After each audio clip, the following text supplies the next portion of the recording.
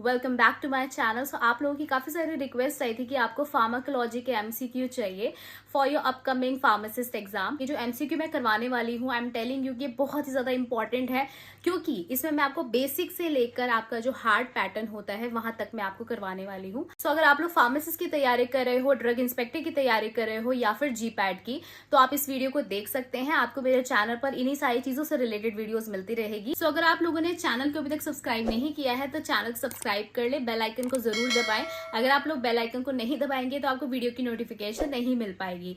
So it's very important कि आपको अगर वीडियो की नोटिफिकेशन चाहिए तो आपको बेल आइकन पे क्लिक करना होगा। तो ऐसे ही वीडियोस मेरे चैनल पर आती रहेगी। अब अपनी वीडियो को स्टार्ट करते हैं। आज की वीडियो में जो हम करने वाले हैं वो है सेक्शन फर्स्ट। सेक्शन फर्स्ट में क्या क्या आएगा, ये सारे टॉपिक्स आएंगे। इसमें आपका introduction and route of drug administration आएगा, फार्माकोकाइनेटिक्स, फार्माकोडायनेमिक्स आएगा, aspect of pharmacotherapy, clinical pharmacology and drug development. Sixth है आपका adverse drug effect. General pharmacology में ये सारे टॉपिक्स आएंगे। धीरे धीरे हम इसके एमसीक्यू करेंगे। आज हम introduction and route of drug administration से क्वेश्चन करने वाले हैं और ये बहुत ही ईजी टॉपिक है, जल्दी से आपका कवर भी हो जाएगा। ऑलरेडी मेरे चैनल पर आपको फार्मेसी से रिलेटेड काफ़ी सारी वीडियोस मिल जाएंगी। अगर वो आप लोगों ने नहीं देखी है अभी तक तो ज़रूर जाकर उसको भी देख लें। बहुत ही इंपॉर्टेंट एमसीक्यू है बिकॉज आपके जो एग्जाम पैटर्न आता है उसमें कहीं ना कहीं रिपीटेड क्वेश्चंस भी आ जाते हैं। और फार्माकोलॉजी काफ़ी सारे बच्चों की रिक्वेस्ट आई थी कि ऐसा सब्जेक्ट है जो कि उनको मुश्किल होती है ऐसे क्वेश्चन को सॉल्व करने में, तो हम पूरी कोशिश करेंगे कि आपके सब्जेक्ट वाइज हम जो है एमसीक्यू करें। बाकी ऐसे ही आपकी और लेक्चर वीडियोज़ भी आने वाली है चैनल पर, तो चैनल को ज़रूर सब्सक्राइब कर ले। तो जो फार्माकोलॉजी सब्जेक्ट होता है वो इन सारे ही एग्जाम्स में पूछा जाता है। बस आपका जो क्वेश्चन का पैटर्न होता है वो ऊपर नीचे हो सकता है। जैसे सीजीएचएस एग्जाम में काफ़ी लो क्वेश्चंस आते हैं, मतलब इजी क्वेश्चंस आते हैं, आप इजीली इन क्वेश्चंस को कर लोगे, ऐसे क्वेश्चन आएंगे। मोहल्ला क्लिनिक का पेपर भी बहुत इजी होता है। अगर हम बात करें फार्माकोलॉजी सब्जेक्ट की तो इस पेपर में भी फार्माकोलॉजी के बहुत ही इजी क्वेश्चंस आते हैं। फार्माकोलॉजी के जो एमसीक्यू आते हैं रेलवे फार्मासिस्ट में एंड स्टोर कीपर का जो फार्मासिस्ट वाला पोस्ट होता है वो बहुत ही इजी एमसीक्यू आते हैं। ईएसआईसी फार्मासिस्ट का जो एग्जाम होता है उसमें जो फार्माकोलॉजी के एमसीक्यू होते हैं वो मीडियम टू हाई आते हैं। देन आता है जीपैट, इसमें आपका टोटली हाई पैटर्न आता है। इसमें बिल्कुल भी इजी क्वेश्चन नहीं होते अगर आप लोग जीपैट एग्जाम की तैयारी कर रहे हो।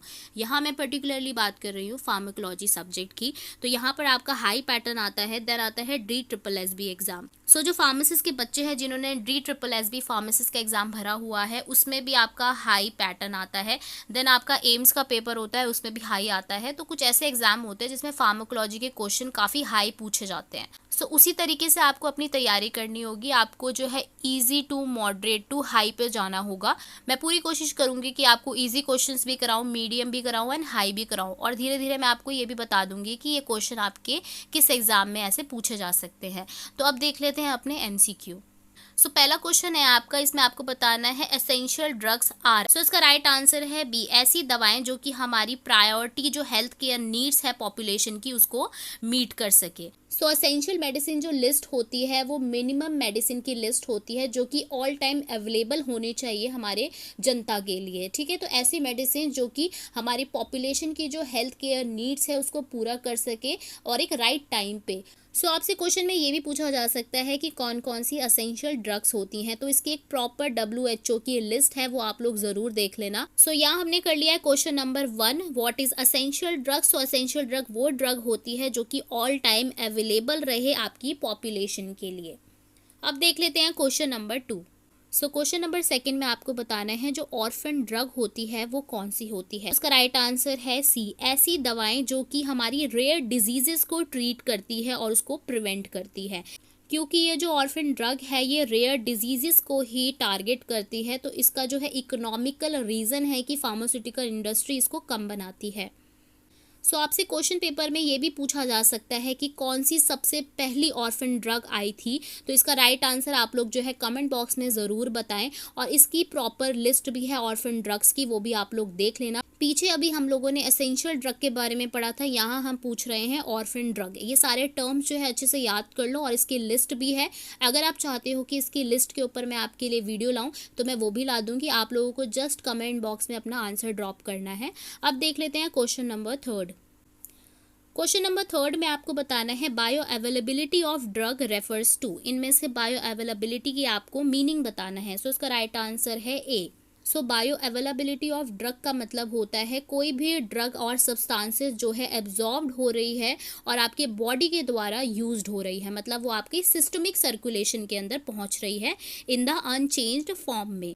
सो ये जो बायो अवेलेबिलिटी होती है ये दो टाइप की होती है, एक होती है आपकी एब्सलूट एंड दूसरी होती है रिलेटिव बायो अवेलेबिलिटी। सो एब्सलूट बायो अवेलेबिलिटी में क्या होता है, इसमें आपकी 100% सब्सटेंसेस जो है वो रीच करते हैं ब्लड स्ट्रीम में थ्रू आईवी। आईवी होता है इंट्रावेनस।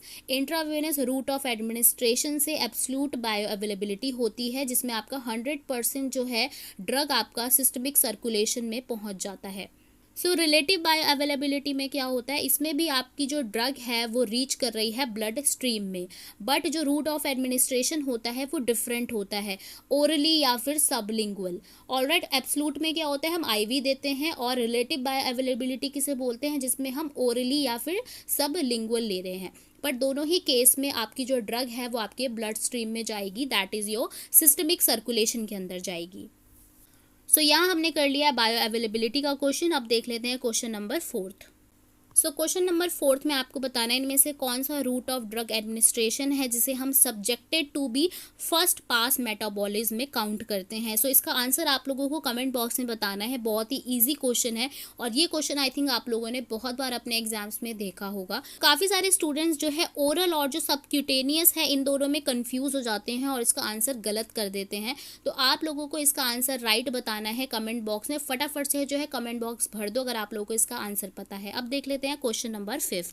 तो क्वेश्चन नंबर 5 में आपको बताना है जी, ये ट्रांसडर्मल ड्रग डिलीवरी सिस्टम है, इसके कुछ एडवांटेज होते हैं, बट हमें बताना है इनमें से कौन सा एडवांटेज इसका नहीं है। सो इसका राइट आंसर है ए। बाकी के जो है इसके एडवांटेज हैं बट ए इसका एडवांटेज नहीं है। एक बार इसके एडवांटेज देख लेते हैं। तो ये जो ट्रांसडर्मल ड्रग डिलीवरी सिस्टम होता है ये प्रोवाइड करता है smooth and non fluctuating plasma concentration of the drug को।